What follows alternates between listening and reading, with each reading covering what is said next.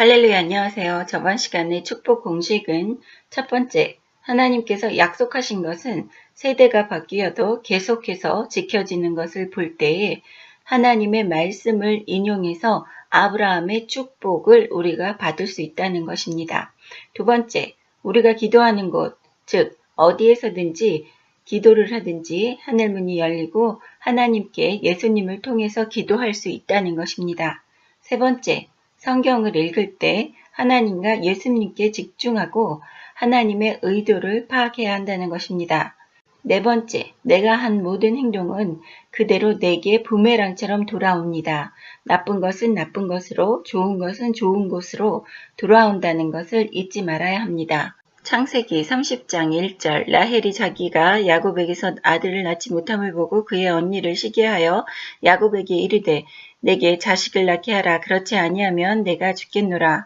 야곱이 라헬에게 성을 내어 이르되 그대를 임신하지 못하게 하시는 이는 하나님이시니 내가 하나님을 대신하겠느냐.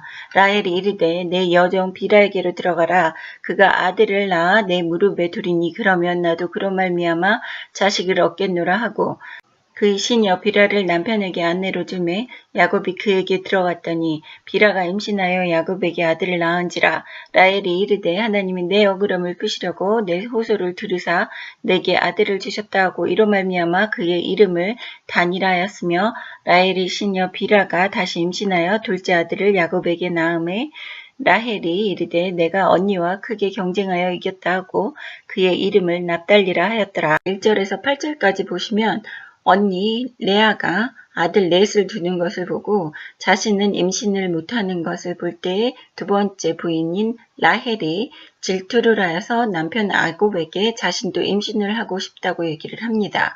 그랬을 때 야곱이 그것은 하나님께서 하시는 일이기 때문에 내가 하는 것이 아니다.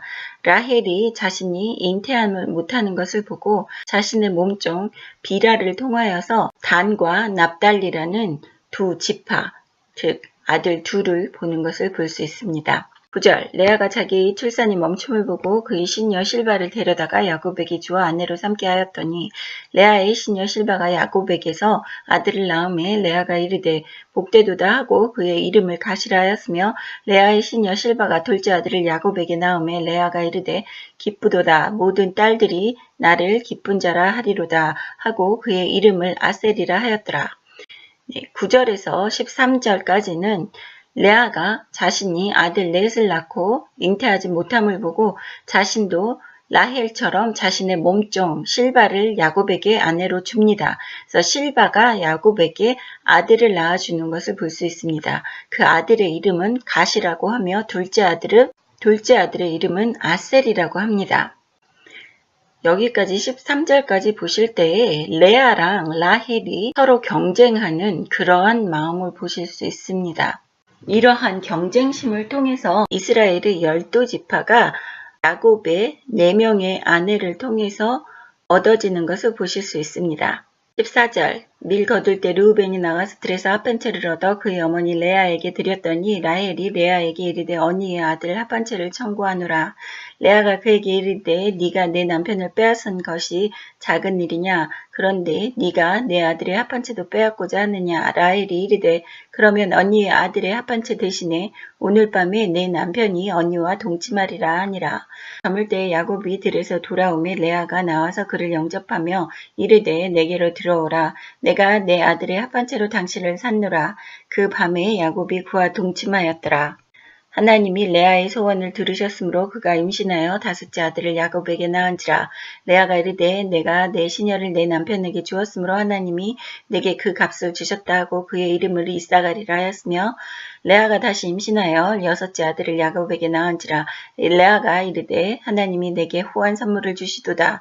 내가 남편에게 6 아들을 낳았으니 이제는 그가 나와 함께 살리라 하고 그의 이름을 스불론이라 하였으며 그 후에 그가 딸을 낳고 그의 이름을 디나라 하였더라. 하나님이 라헬을 생각하신지라. 하나님이 그의 소원을 들으시고 그의 태를 여섰으므로 그가 임신하여 아들을 낳고 이르되 하나님이 내 부끄러움을 씻으셨도다 하고 그 이름을 요셉이라 하니 여호와는 다시 다른 아들을 내게 더하시기를 원하노라 하였더라. 14절에 보시면 레아의 첫째 아들 르우벤이 들에 나가서 합판체라는 식물을 구해옵니다. 여기에서 합판체라는 것은 사랑의 열매로 알려져 있는 가지과의 식물입니다. 당시 유대인들은 이 식물이 사람의 하체 모양을 닮았다고 해서 수태력에 도움을 준다고 믿었습니다. 첫 번째 부인 레아와 라헬이 합의를 봅니다. 라헬이 언니에게 제안을 하지요. 내 남편이 오늘 합판체 대신해서 언니와 동침하게 해줄 테니까 자신에게 합판체를 달라고 합니다. 여기 15절에서 재밌는 것은 첫 번째 부인 레아도 자신의 남편이라고 내 남편이라고 하는 것을 보실 수 있습니다. 라헬 또한 내 남편이라고 하는 것을 보실 수 있습니다. 조금도 지지지 않겠다는 그러한 속내를 보실 수 있습니다. 16절에 야곱이 들에서 돌아왔을 때에 그를 영접한 사람은 레아였습니다. 그래서 레아가 다시 5째 아들을 야곱에게 낳았습니다. 또 그 이름을 이사갈이라고 했고 레아가 다시 임신하여 6째 아들을 낳았고 6째 아들의 이름은 스불론이라고 했다고 합니다. 그리고 또 딸을 낳았습니다. 디나라고 합니다. 그래서 총 레아가 7명의 자녀를 낳았습니다. 아들 6과 1명의 딸을 낳았죠. 자, 22절에 하나님께서 이제사 라헬을 생각하셨다고 합니다. 하나님이 그 소원을 들으시고 그의 태를 여섰으므로 그가 임신하여 아들을 낳았다고 하죠. 그래서 부끄러움을 씻었다 하는 뜻에서 아들 이름을 요셉이라고 짓는다고 합니다. 25절 라헬이 요셉을 낳았을 때 야곱이 라반에게 이르되 나를 보내어 내 고향 나의 땅으로 가게 하시되 내가 외삼촌에게서 일하고 얻은 처자를 내게 주시어 나로 가게 하소서. 내가 외삼촌에게 한 일은 외삼촌이 아시나이다. 라반이 그에게 이르되 여호와께서 너로 말미암아 내게 복 주신 줄을 내가 깨달았노니 네가 나를 사랑스럽게 여기거든 그대로 있으라. 또 이르되 네 품삯을 정하라. 내가 그것을 주리라. 야곱이 그에게 이르되 내가 어떻게 외삼촌을 섬겼는지 어떻게 외삼촌의 가축을 쳤는지 외삼촌이 아시나이다. 내가 오기 전에 외삼촌이 소유가 적더니 번성하여 때를 이루었으니 내 발이 이르는 곳마다 여호와께서 외삼촌에게 복을 주셨나이다. 그러나 나는 언제나 내 집을 세우리이까. 라반이 이르되 내가 무엇으로 내게 주랴?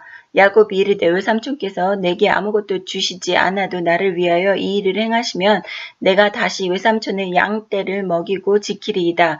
오늘 내가 외삼촌의 양떼에 두루 다니며 그 양 중에 아롱진 것과 점 있는 것과 검은 것을 가려내며 또 염소 중에 점 있는 것과 아롱진 것을 가려내리니 이 같은 것이 내 품삯이 되리이다.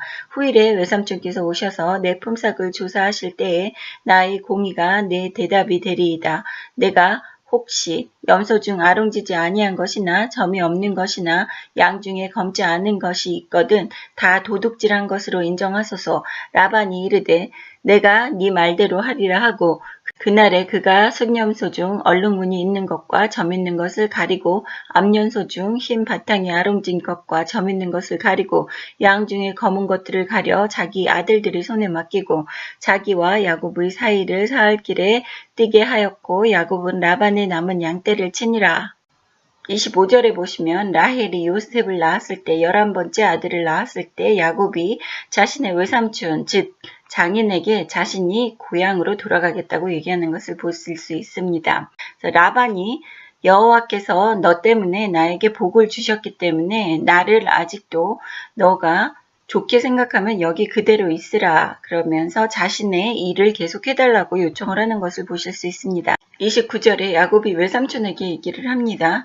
내가 어떻게 외삼촌의 가축을 정성스럽게 보았는지 외삼촌께서 아십니다. 또한 하나님께서 외삼촌에게 복을 주셨기 때문에 이렇게 번성하게 부자가 되실 수 있었던 것을 아실 수 있다고 얘기를 합니다.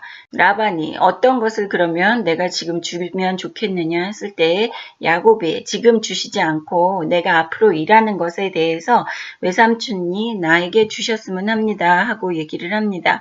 그래서 염소 중에 아롱진 것, 점 있는 것, 검은 것 모두 자신의 품삯이 되게 해달라고 외삼촌과 타협을 하는 것을 보실 수 있습니다. 37절 야곱이 버드나무와 살구나무와 신풍나무의 푸른 가지를 가져다가 그것들의 껍질을 벗겨 흰 무늬를 내고 그 껍질 벗긴 가지를 양떼가 와서 먹는 개천의 물구 위에 세워 양떼를 향하게 하며 그떼가 물을 먹으러 올 때에 새끼를 베니 가지 앞에서 새끼를 뱀으로 얼룩얼룩한 것과 점이 있고 아롱진 것을 낳은지라.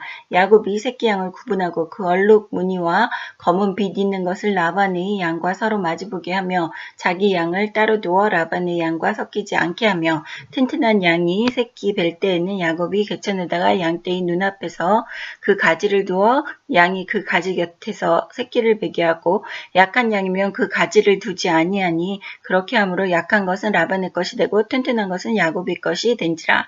이에 그 사람이 매우 번창하여 양떼와 노비와 낙타와 나귀가 많았더라. 야곱이 라반의 집을 떠나기로 하자 라반은 품삯을 주기로 약속하며 야곱을 붙듭니다.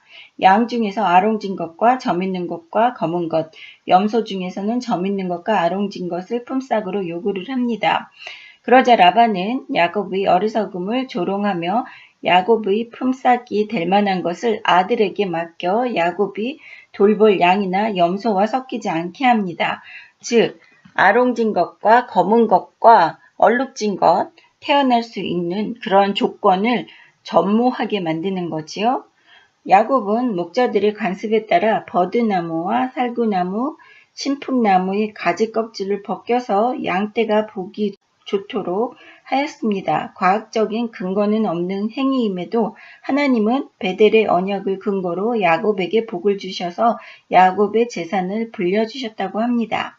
여기에서 보시면 야곱이 아직도 자신의 생각에 의지하는 것을 보실 수 있습니다. 야곱은 하나님께 기도하는 대신에 자신은 목자들의 관습에 따라 버드나무와 살구나무, 신풍나무 가지 껍질을 벗기는 것을 보실 수 있습니다. 양떼가 보도록 했습니다. 그러한 미신을 믿는 야곱을 여기에서 보실 수 있습니다. 그럼에도 불구하고 하나님께서는 야곱의 재산을 불려주시는 것을 보실 수 있습니다. 이스라엘을 형성하는 12지파의 아버지가 잔머리에 의지하며 하나님께 의지하지 않는 것을 보실 수 있습니다. 그럼에도 불구하고 하나님께서는 계속해서 야곱을 떠나시지 않습니다. 하나님이 한번 말씀하신 것은 이루시는 것을 확인하실 수 있겠습니다. 또한 레아와 라헬의 경쟁심에 불타오르는 그러한 마음을 통해서 12아들을 얻게끔 하여 주시고 12아들로 인해서 하나님의 말씀하신 그러한 선택된 백성들의 기초가 이루어지는 것을 여기에서 보실 수 있습니다. 이러한 것은 어떠한 상황에서도 하나님께서 생각하시고 이루신다고 말씀하신 것은 이루어지고 하나님께서 같이 하시면서 이루어 주시는 것을 보실 수 있습니다. 여러분, 상황이 상관이 없습니다. 어떠한 환경에 처해 있더라도 하나님께서 말씀하신 것은 꼭 이루어진다고 보시면 됩니다. 즉, 성경에 말씀하시는 하나님의 말씀은 어떠한 것도 이루어집니다. 다음 시간에 창세기 31장부터 공부하겠습니다. 감사합니다. 할렐루야.